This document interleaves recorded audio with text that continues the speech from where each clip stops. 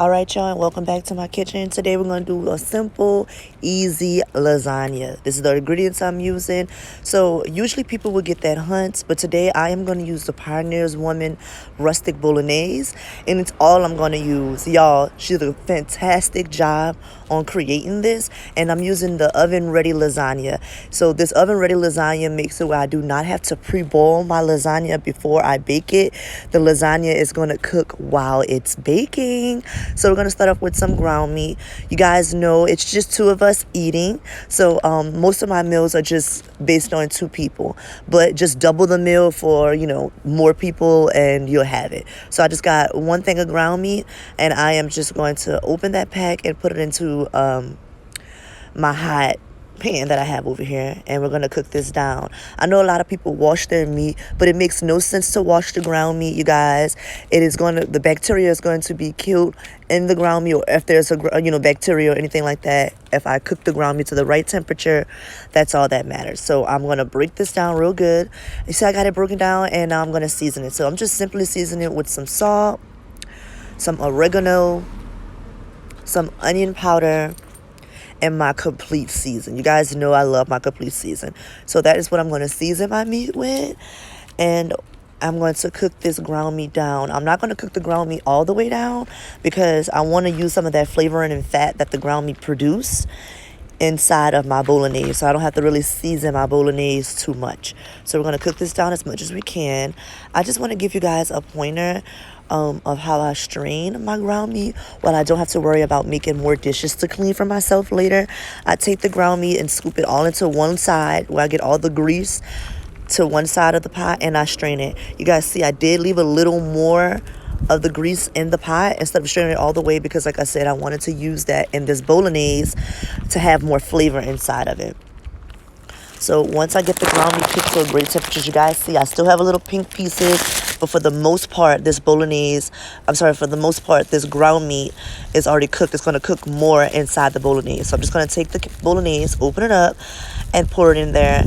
And so if you guys realize when you use chunky bolognese that they have a little sauce left in the bottom of the jar. So I take the jar, just put a little bit of water in it, shake it up, and then get all that sauce from the side around this jar and put it inside. That also helps loosen this bolognese up. And I pour it right on in there. We're going to cook this till it's nice and bubbly, and till we know that the ground meat is all the way cooked through. You guys going to tell that the ground meat is all the way cooked through because we see no more pink spots. I know you guys are saying, well, you put bolognese on it, it's red. How do you know that you don't see any more pink spots? Well, I know that I don't see any more pink spots because the ground meat is brown, so I would see if they had a little red to it. So I am going to add a little Tabasco and hot pepper sauce to my bolognese.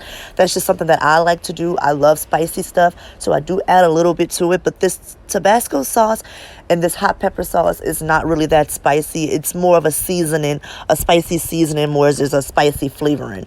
And you guys can see that garlic. Oh my God, the Pioneer Woman did a great job. Like I said on this, it has whole chunks of garlic already in it and chopped up. You can see it. The tomatoes are still nice, thick and chunky like I like. So give it a great taste to see if I like it. If I don't, just add more seasoning. If you do like it as so, then we're going to start layering our dish now. Alrighty, now it's time to layer our lasagna, which is the best part about lasagna. Y'all know the best part about lasagna is the layers. So my layers are just going to be the meat sauce and the cheese that I have on hand. That's all my layers are going to be.